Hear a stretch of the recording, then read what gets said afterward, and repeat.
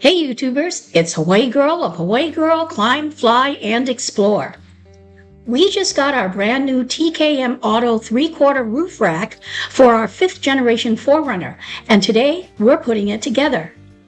I ordered this off the TKM Auto website on a Friday and got it the following Tuesday. It was 15% off for a price of $329.79. Shipping was free.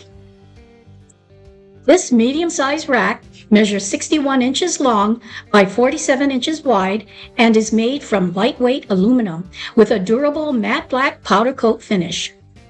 Assembly is designed to be pretty straightforward, with all the mounting hardware and instructions included.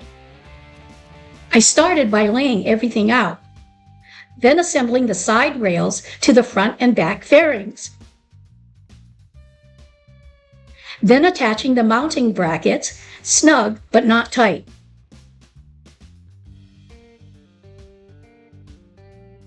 Then attaching the crossbars, loosely as per the instructions.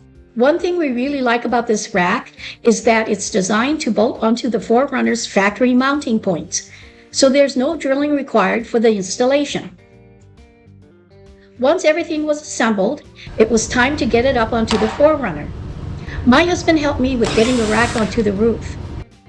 We did use RTV sealant and thread locker sealant.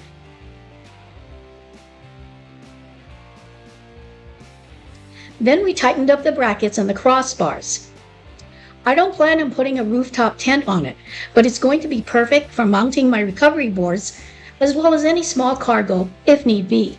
Now that the rack is together, we're ready to put it to work. And I have to say, it looks great. I have taken it out on the road, and there's no whistling or unusual wind noise, even at 80 miles per hour. If you also have this roof rack, let me know how you like it in the comments below. And please hit that like button and subscribe to my channel. Aloha!